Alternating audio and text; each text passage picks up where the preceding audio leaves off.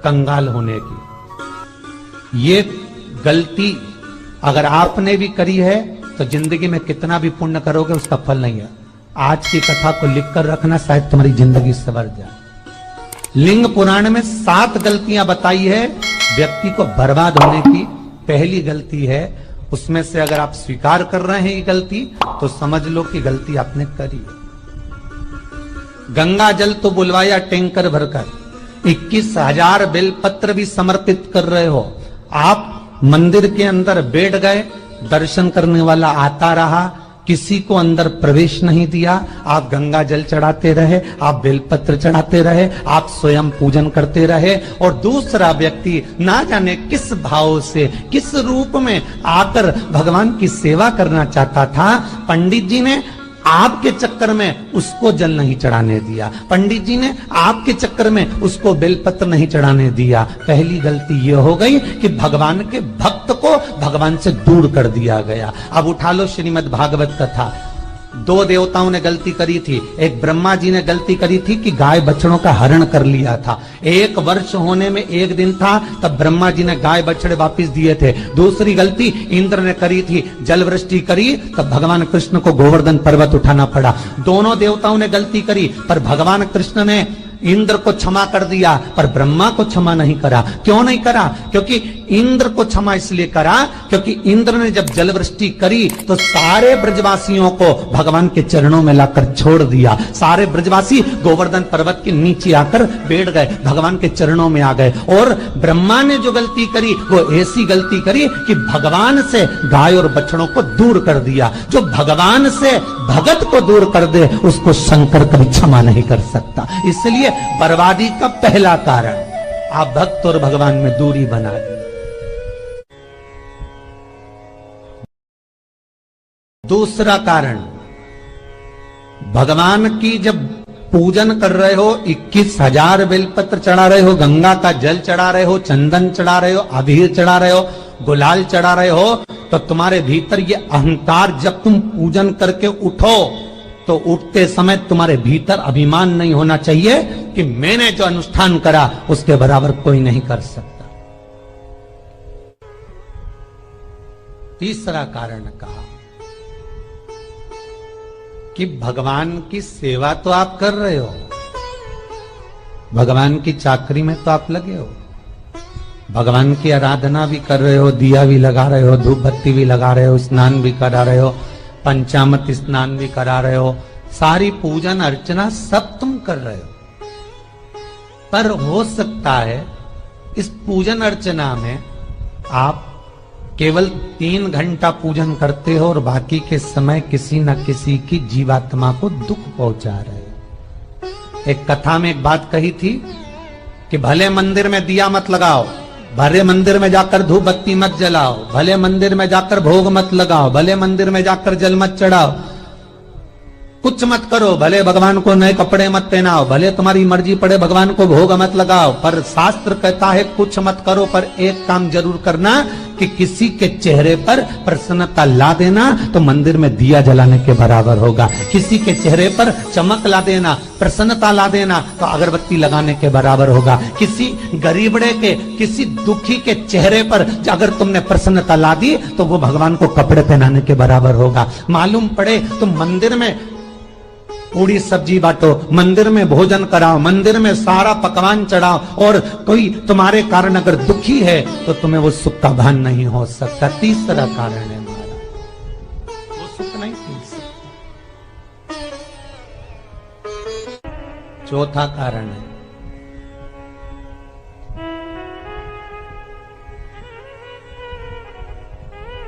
महाराज, जिस मंत्र को पढ़ा जा रहा है, जिस मंत्र का स्मरण किया जा रहा है,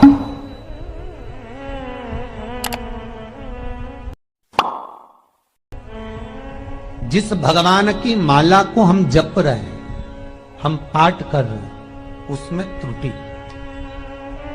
उठा लीजिए दुर्गा सप्तशती। दुर्गा सप्तशती का हिंदी अनुवाद में एक थोड़ा सा दृष्टांत दिया है, आपको मालूम होगा।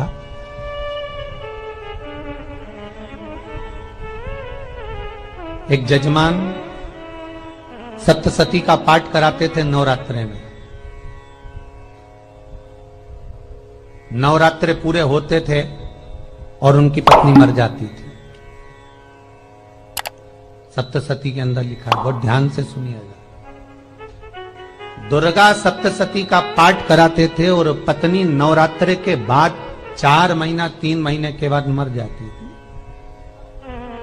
बहुत दुखी था सेठ।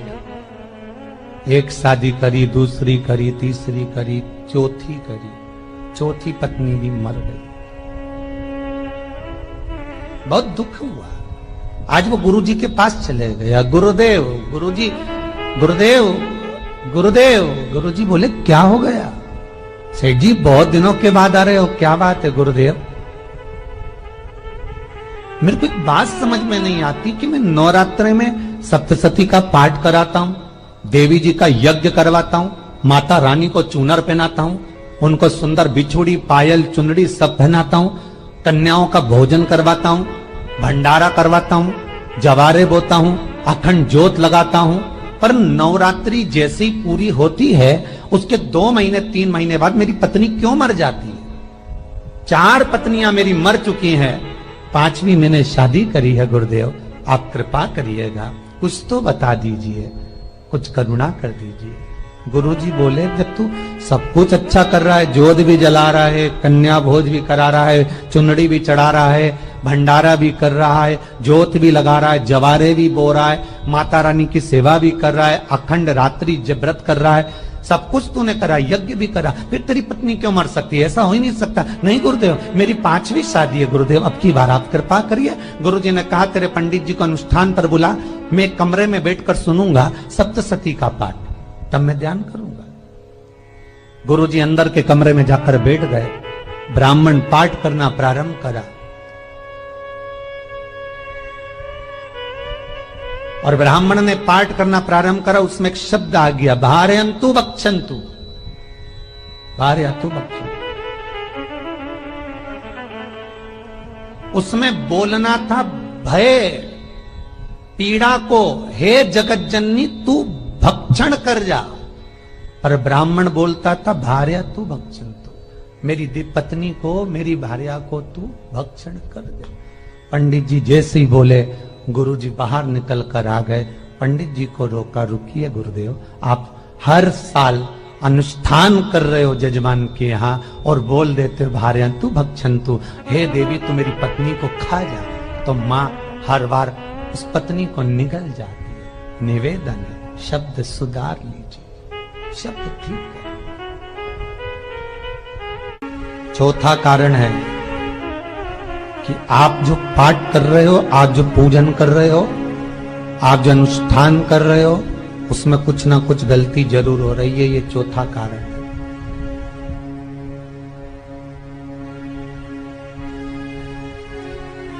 एक बार पूरे घर के लोगों को बिठाओ, अपने घर के लोगों को, मम्मी से पूछना मम्मी तुम कौन कौन सा पाठ करती हो? एक बार मम्मी से पूछना, फिर एक बार पापा से पूछना, पापा आप कौन कौन सा पाठ करते हैं सुबह? फिर बहू से पूछना, भाभी आप कौन कौन सा पाठ करती हो? फिर छोटी दुल्हन से पूछना, छोटी दुल्हन तुम कौन कौन सा पाठ करती हो? भैया आप कौन कौन सा पाठ करते हो? आप कौन कौन सा पाठ करते हो? पूछना। जब घर के अंदर बड़ी बहू अलग तरह का पाठ कर रही है, छोटी बहू अलग तरह का पाठ कर रही है, मंजली बहू अलग तरह का पाठ कर रही है, माँ अलग तरह का पाठ कर रही है, पति अलग तरह का पाठ कर रहा है, तो उसका जो प्रभाव है, कौन सी चीज कहां टकरा रही है, जिसके कारण घर में रोग इतना है कि कोई सही होने वाला ही नहीं है। अब तुम कहो कि सीवर वाले गुरुजी ने उपाय बताया, हमने बहुत करा, पर सही क्यों? तो सही क्यों नहीं हो रहा है? उसका कारण है या तो बड़ी बहू जो पाठ कर रही, या सास जो पाठ कर रही, जो पति जो पाठ कर रहा है, नाते जो भी उस घर के अंदर रहकर जो पाठ अर्चना कर रहा है, उसमें जरूर कुछ ना कुछ ऐसा हो रहा है जिसके कारण वो काम नहीं कर पा रहा। उसमें कुछ ना कुछ गलती हो रही है जिसको तुम समझ नहीं पा रहे, जिसको तुम अपने आप को बहुत विचार करते हो कि मेरे बराबर कोई नहीं कर सकता, मैं शंकर की भगत, मैं राम की भगत, मैं कृष्ण की भगत, मैं जो करती हूँ बहुत अच्छा करती हूँ, मैंने जो किया बहुत अच्छा करा। और हो सकता है उसी कारण आपको दुख झेलना पड़ रहा,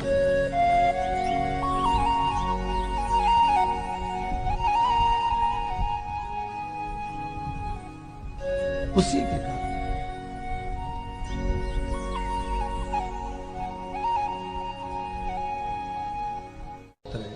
महाराज, हमने जो दान किया, हमने जो पुण्य किया, हमने जो सत्कर्म किया, वो किस जगह पर लगा?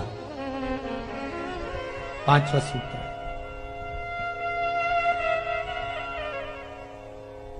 जो आप दान कर रहे हो, जो आप पुण्य कर रहे हो, सत्कर्म कर रहे हो, वो किस जगह पर लगा? ये 5वां सूत्र। फिर निवेदन करेंगे, गाय, बेटी और लक्ष्मी 50 बार विचार करना, तब किसी को देना। बेटी किसी ऐसे को मत ब्याह देना जो जुआ खेलता हो, मदिरापान करता हो, मांसाहार करता हो, वेश्यावृत्ति करता हो।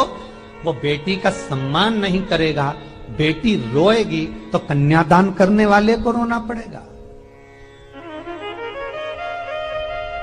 दूसरे नंबर पर गौ माता, गाय ऐसे ब्राह्मण को दान मत देना कि ब्राह्मण के घर में खुद रहने की जगह नहीं और गाय को ले जाकर तुमने दे दिया और उस ब्राह्मण ने जब तक दूध दिया बांध कर रखा, एक तगाड़ी बाल्टी साड़ी के चक्कर में ले लिया, सोने के सींग के चक्कर में ले लिया और बाद में वही गाय कसाई के हाथ में बिक गई और कसाई ने काटा तो बद्दुआ तुमको लगी। बेटी, गाय और लक्ष्मी, पैसा भी किसी ऐसे भिखारी के कटोरे में मत दान देना कि जिसने ले जाकर मदिरा पान में लगा दिया, जुए में लगा दिया, वैश्यावृत्ति में लगा दिया। अगर जिस भिखारी के कटोरे में पैसा दिया उसने शाम को ले जाकर मदिरा पान में, जुए में लगा दिया, तो लक्ष्मी रोती है कि तूने मुझे गलत जगह पर दिया है, इसलिए अब तुझे रोना पड़ेगा। तब व्यक्ति को रोना पड़ता है, फिर व्यक्ति रोता है। गाय, बेटी और लक्ष्मी 50 बार विचार करो, क्या सही जगह पर दे रहे हो? और अच्छी जगह पर दोगे तो संपदा भी बढ़ती है, सुख आता है। अगर बेटी सुखी रहेगी तो मायके के लोग सुखी रहेंगे, गौ माता सुखी रहेगी तो संसार सुखी रहेगा। और आपने जो धन दिया, आपने जो पैसा दिया किसी भिखारी के कटोरे में, अगर उसने गलत जगह पर लगाया तो रोना तुमको पड़ेगा। किसी आजकल के भिक्षुकों को अगर रोटी दे दो तो लेते ही नहीं, आटा दो तो नहीं लेते।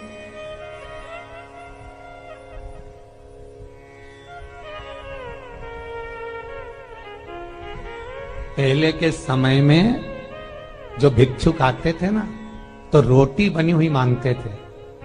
बूढ़ी बूढ़ी माताएं जानती होंगी, चिमटा बजाकर, घुंघरू बजाकर कहते थे भोजन, तो 2 रोटी निकाल कर दे दी जाती थी घर से। लो बाबा, तो माता इतना प्रेम रखती थी, केवल रोटी नहीं देती थी, बाबा बैठो हम सब्जी ला कर देते। इतना प्रेम था बुजुर्ग माताओं का, बैठो।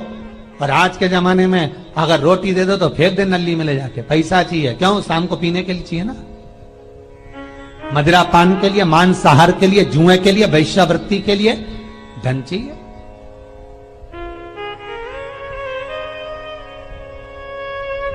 भोपाल के और इंदौर का राजवाड़ा चौराया और भोपाल का लाल घाटी चौराया, इन दोनों चौराहे पर इतने से बच्चे लोग भीख मांगते हैं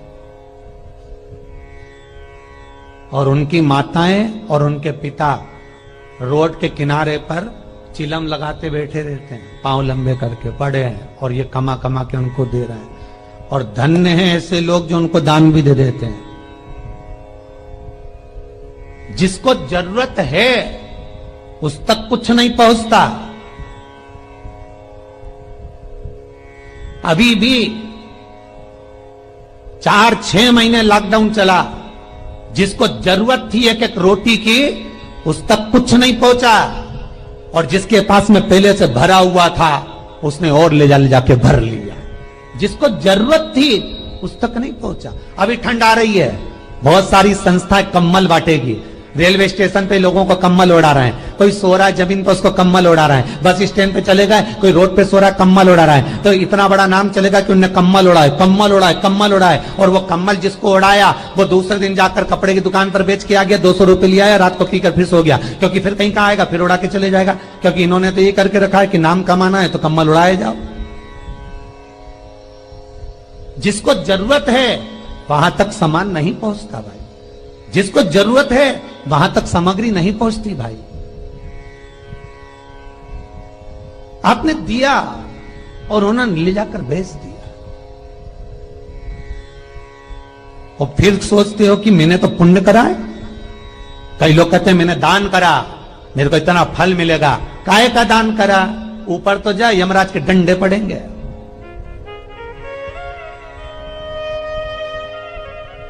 रेल में, ट्रेन में आप बैठ जाओ, रिजर्वेशन कोच में, छोटे छोटे लड़के आते हैं अपना कपड़ा उतारते हैं। सही बोलना रे भाई, जितने लोग टीवी पर कथा सुन रहे हो, छोटे छोटे बच्चे अपना कपड़ा उतारेंगे और पोछा लगाएंगे रेल की बोगी में। जब गवर्नमेंट ने स्वीपर रख रखे हैं तो तुम्हें अंदर आने का किसने कहा? कौन ने कहा कि तुम अपना कपड़ा उतार के पोछा लगाओ?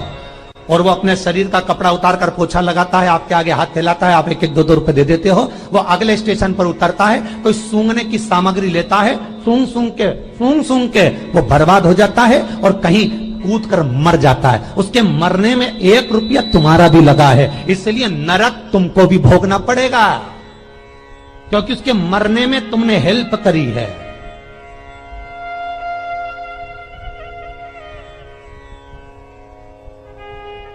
तुमने तो रुपया दिया था भोजन करने के लिए, उसने कोई सूंघने की सामग्री ले ली और सूंघ सूंघ के नशे में मर गया।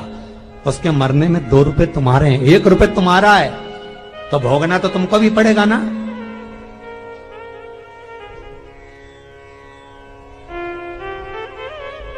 कहीं अच्छी जगह लगाओ, सत्कर्म की ओर लगाओ, तो सुख का आनंद कुछ और ही होगा, सुख का आनंद कुछ और ही प्राप्त होगा। हमारा धर्म, हमारा पुण्य, हमारा सत्कर्म। 5वां कारण अपनी पुस्तिका में लिखकर रखना, तुम्हारे दुख का 5वां कारण क्या है? क्यों तुम करोड़पति से रोड़पति बन गए? तुम्हारे यहां पर 4-4, 5-5 गाड़ी थी, खूब वैभव था, खूब धन था, फैक्ट्रियां चल रही थी, सट्टाएं चल रही थी।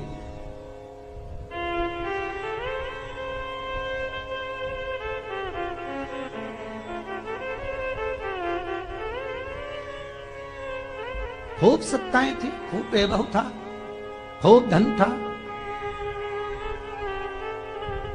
पर कुछ भी नहीं, सब धरा की धरा रह गए। सारा कोई वैभव बचा ही नहीं, कोई वैभव नहीं।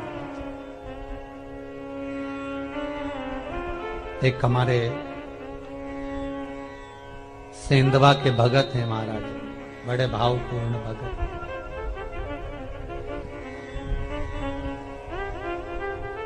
वो कहे गुरुजी हम बड़े दुखी हैं, बड़े कष्ट में। हमने कहा कष्ट का कारण कुछ ना कुछ जरूर होगा, दुख का कारण जरूर कुछ ना कुछ होता है।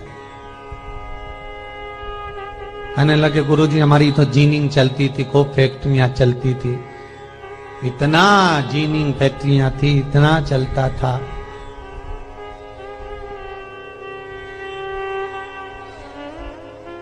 इतनी जीनिंग चलती थी, इतनी फैक्ट्रियां चलती थी, गुरुदेव बहुत दुखी हो गए। हमने कहा दुख का कारण, जो ये 7 कारण है शिव महापुराण के, लिंग पुराण में जो 7 कारण बताए हैं दुख आने के, जब फैक्ट्रियां अच्छी चल रही, जीनिंग अच्छी चल रही, व्यापार अच्छा चल रहा है, तो 7 कारण बताए हैं कि आप उन 7 कारण में से कोई कारण आपके साथ में हुआ है जिसके कारण आप रोड पर आ गए, करोड़पति से रोडपति बन गए।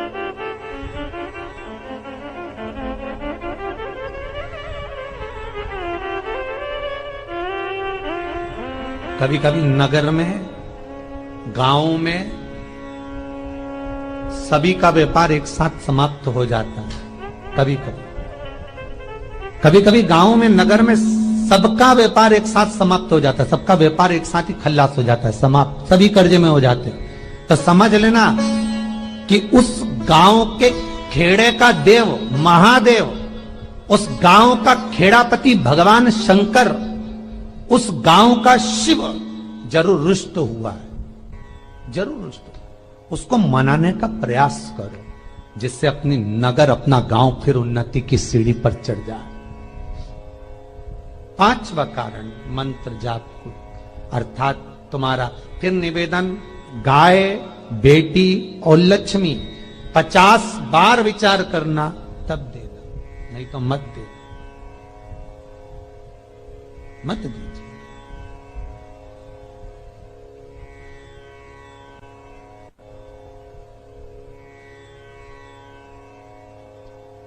और महाराज भगवान शिव की कथा का छठा कारण बता, हमारे दुख का कारण छठा कारण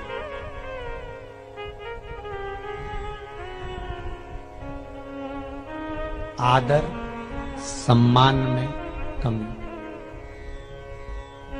घर के जो बड़े हैं, घर के जो बुजुर्ग हैं, घर के जो आदरणीय हैं, उनका सम्मान नहीं कर पाए। सुंदर कहा, जिस घर में माँ बाप की इज्जत नहीं होती, उस घर में देखना कभी बरकत नहीं होती।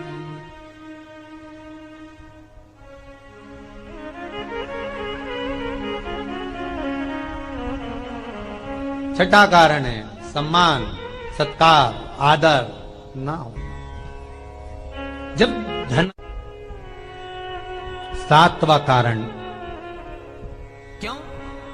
तो लिंग पुराण के अंदर और शिव ये महापुराण अंतिम कारण किया गया कि भगवान जितने लोग कर्जे में लदालू में, नंदी को वचन दिया था, जितने लोग दुखी हैं, जितने लोग तकलीफ में, आज की कथा को बहुत दिल से सुनना, अपनी गलती को जरूर छांटना। मुझे विश्वास है मेरा भोलेनाथ, आप अगर गलती को स्वीकार कर लोगे तो शंकर वापिस आपको करोड़पति बना देगा, लखपति बना देगा। शंकर आपके भंडार फिर भर देगा। 7 कारण में से अपनी गलती को जरूर छांटना। साहब की आपने गलती कौन सी आप करी, बनाकर लेकर गए हो, कोई पकवाना पर अपनी गलती को छांट ले, यही सबसे बड़ी बात है ना। लोग सुनने के बाद भी नहीं छांटे। नहीं, मैंने तो कुछ करा ही नहीं, टच हो गया तो मैं तो कुछ कर ही नहीं, बस मैं ही तो है। मंदिर में ही हरी जगदम्बा, वो मैं ही फंसा है भोजन, बीच। पकवान, मिठाई, शिवलिंग यहाँ पर है और भोजन का भोग तुमने इतनी दूर से लगाया है, फल इतनी दूर रखा है, वो शिवलिंग पर टच नहीं करा गया है, तो उस पर 7वां कारण वो आप पा सकते हो, उसको खा सकते हो, पर जो महाराज शिवलिंग पर टच हो गया, फिर किसी वो का केवल बेकार नंदी, श्रृंगी, भृंगी, धन प्रेतों का, भूतों हमारे का, घर में भावूतों आ का जाए। खाक होता है। प्रेत भूत भावूत। दोस्तों, अगर वीडियो पसंद आई है तो प्लीज नीचे दिए लाल बटन को दबाएं, चैनल को सब्सक्राइब करें और हाँ, घंटी के बटन को भी दबाना ना भूलें। कोई शिवलिंग प्रकट हुआ है